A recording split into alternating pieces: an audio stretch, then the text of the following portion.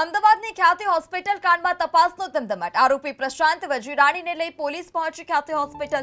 Doctor પ્રશાંત વજીરાણીને સાથે રાખી પોલીસે કાર્યવાહી કરી। ઘટના અંગે ડોક્ટર પ્રશાંત વજીરાણીની પોલીસે કરી પૂછપરછ। ઓપરેશન થિયેટર અને ઓફિસમાં પોલીસનું ચેકિંગ। ડોક્ટર વજીરાણી પાસેથી એકઠી કરવામાં આવી માહિતી। દૈનિક 7 થી 8 ઓપરેશનનો પણ આરોપ છે। ડોક્ટર પ્રશાંતના ચહેરા પર થોડો પણ પછતાવો ન જોવા મળ્યો। મીડિયાના સવાલ પર ભાગ્યો ડોક્ટર પ્રશાંત વજીરાણી।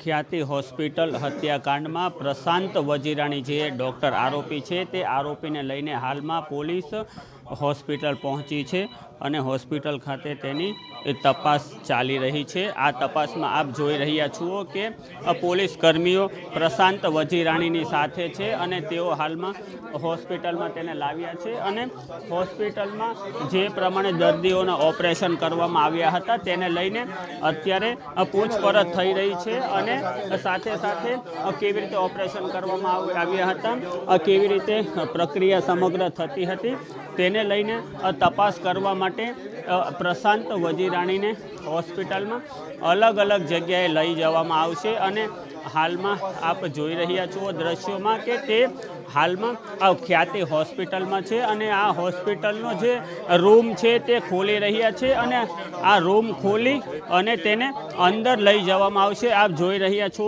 ઓપરેશન થિયેટરના લાઈવ દ્રશ્યો છે। ઓપરેશન થિયેટરની અંદર હાલ પ્રશાંત વજીરાણીને લઈને પોલીસ પહોંચી છે। ઓપરેશન થિયેટરમાં કેવી રીતે ઓપરેશન કરવામાં આવતું હતું, શું કરવામાં આવતું હતું તે અંગે પોલીસે હાલમાં તપાસ હાથ ધરી છે। તમને જરા પણ મનમાં આમ થાય છે કે અમારે ખોટું થયું છે, પસ્તાવો થાય છે તમને? આ ડોક્ટર છે કે જે બે લોકોના મોતનો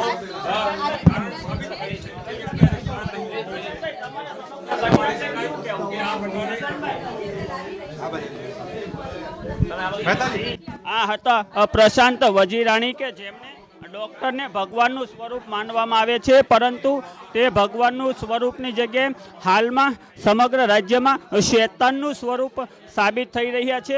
સમગ્ર ઘટનાને લઈને મીડિયા દ્વારા અનેક સવાલો પૂછવામાં આવ્યા, પરંતુ તેમણે જવાબ આપવાને બદલે ભેદી મૌન સેવ્યું છે અને આપ દ્રશ્યોમાં જોઈ રહ્યા છે કે પોલીસ અધિકારીઓ પ્રશાંતની પૂછપરછ કરી રહ્યા છે અને પૂછપરછનો પ્રશાંત હાલમાં જવાબ આપી રહ્યો છે। આપણે શું જવાબ આપી રહ્યો છે તે અંગે પણ આપણે જાણવાનો પ્રયાસ કરીશું।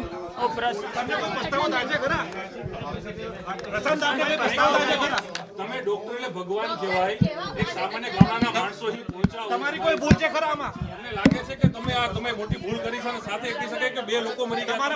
તમારા બચાવમાં કઈ કહેશો તમે?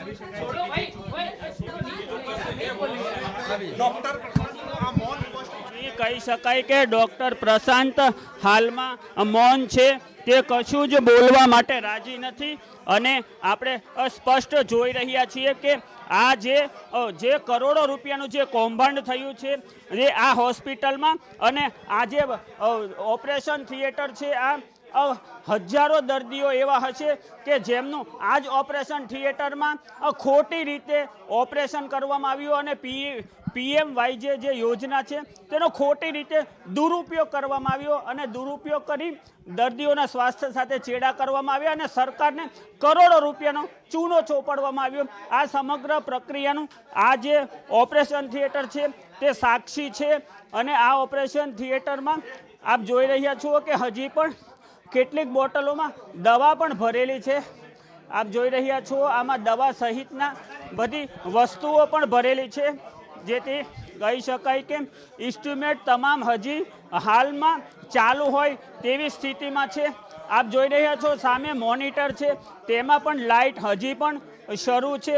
હું તમને એક મોનિટર જણાવીશ કે આ મોનિટરની અંદર તાજેતરમાં પણ લાઇટ હજી શરૂ છે ગ્રીન કલરની।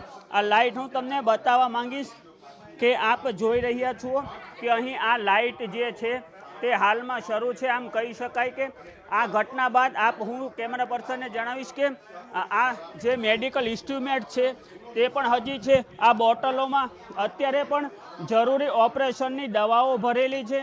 આપ જોઈ રહ્યા છો કે આ હાઇડ્રોજન પેરોક્સાઇડની જે બોટલો છે તે પણ આની અંદર ભરેલી છે। તે ઉપરાંત અહીં આ અન્ય એક જે દર્દીને બોટલ ચડાવવામાં આવે છે તેની અંદર સોય સહિતની જે દવાઓ છે તે પણ લાગેલી છે। તે ઉપરાંત આ એક અન્ય મશીન આપ જોઈ રહ્યા છો, હું એ જણાવીશ કે એમાં પણ એક લાઇટ અને આ ઈસીજી મશીન હોય છે, જે તબીબો દ્વારા જે હૃદયના જે રોગીઓ હોય તેને સારવાર આપતી વખતે હૃદય પર રાખીને જે ઝટકા માર અપાવવામાં આવે છે, જેથી કરીને ઘણીવાર હૃદય રોગના જે દર્દીઓ હોય છે તેને આ ઈસીજી કરવા અથવા ઝટકા આપવાથી તેને ફરીથી હૃદય ધબકતું થતું હોય છે। હૃદય મંદ પડેલું ધબકતું કરવા માટેની આ પ્રક્રિયા છે। તે ઉપરાંત આ એક રોબોટ જેવું મશીન છે, આપ જોઈ રહ્યા છો કે આ રોબોટ જેવા મશીનથી દવા આપવામાં આવતી હતી। તે ઉપરાંત આ ઓપરેશન થિયેટરમાં હાલ આ દવાનો જથ્થો પડેલો છે। આપ જોઈ રહ્યા છો કે આ જે દવાઓ છે તે પણ હાલની અંદર અહીં પડ્યું છે અને ઇન્જેક્શન સહિત તમામ જરૂરી દવાઓ હાલમાં પણ અત્યારે હોસ્પિટલમાં પડી છે। આમ જોઈ શકાય કે આ દવાઓનો ઉપયોગ જે દર્દીઓના PMY જે યોજનામાં ઓપરેશન કરવામાં આવતા હતા તેમાં ઉપયોગ કરાતો હતો,